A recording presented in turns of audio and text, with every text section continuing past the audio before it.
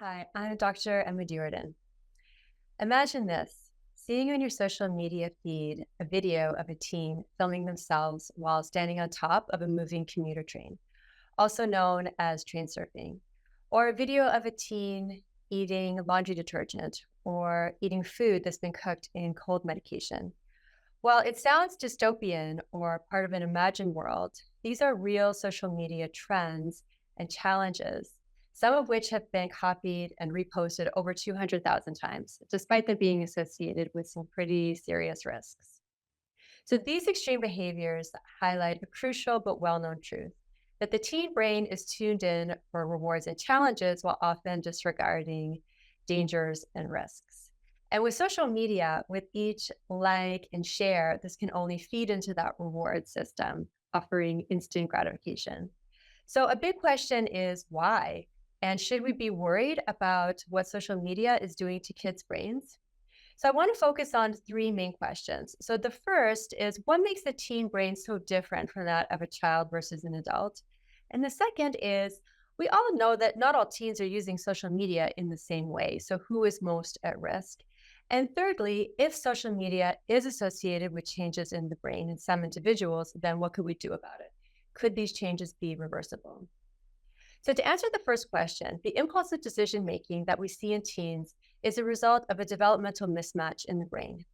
We have the reward system developing very early in infancy and childhood. So, we know that it's easy to get a child to change their behavior based on a reward. But in the teen brain, regions involved in social connectedness are also becoming mature.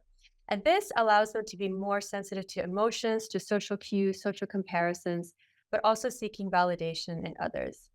And lastly, we have the brain's cognitive control center, our frontal lobes. This is the decision-making center of the brain. It's responsible for controlling our impulses, putting the brakes on the reward system, but also regulating our emotions. And this brain region really fully matures in our 20s and 30s. And what's more is that for this cognitive control center is very sensitive to the neurochemicals that are released when we're exposed to rewards. And one such neurochemical is dopamine. So dopamine is a feel-good chemical. So when you're driving in your car and your favorite song comes on the radio or your favorite sports team scores a goal, that rush that you get is from dopamine. But if we're exposed to a lot of rewards, as in the case of social media, over time, individuals can start seeking out more and more of the same rewards in order to get that same initial rush that they had at the beginning. And exposure to a lot of rewards can even impact our brain's ability to process dopamine. So we know that teens can be very sensitive to these social cues. And so for we know that these cognitive control centers, well, they're very sensitive, that when we're being released to these neurochemicals, that in turn they may crave more and more rewards. And so for teens who may be caught up in this digital consumption spiral, chasing out that next dopamine hit, they can also be exposed to a number of negative and adverse consequences, negative and emotional stimuli online.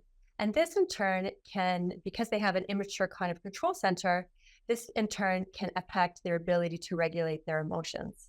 And they can also place them at risk for anxious and depressive behaviors. So this brings me to my second point of who is most at risk.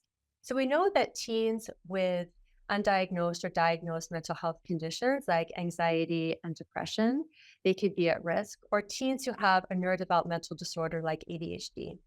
These individuals could be more likely to seek out social media for that initial rush, but also be less likely to manage their emotions. We know that the content in terms of what teens are viewing online is also important. Exposure to stressful and negative content can in turn activate the body's stress response system and have a number of adverse effects on both the brain and the body. And we also know that the time spent on social media is time that can be spent doing other things that are really important for healthy brain development, like exercise, interacting with others in person, and sleep. So sleep is really important for regulating emotions, for learning and memory, for regulating stress, and for dopamine. And we know that sleep loss is associated with it can be a risk factor for adverse mental health outcomes. So this brings me to my last point concerning who is most, if for those individuals, if there is changes in the brain, then what could we do about it? Could these changes be reversed? Well, we know that there's no brain imaging study to date that has looked at the withdrawal of social media. But we do know that for children who've been exposed to very high levels of early life stress, those exposed to trauma or those experiencing anxiety, that environmental factors and supports, interventions, things like counseling can be associated with healthy brain adaptation. So, in summary, the adolescent brain may be more vulnerable to the adverse effects of social media. And ultimately, with time being finite in a day, the greatest challenge that we may face is limiting viewing time on these platforms to promote healthy development in youth. Thank you.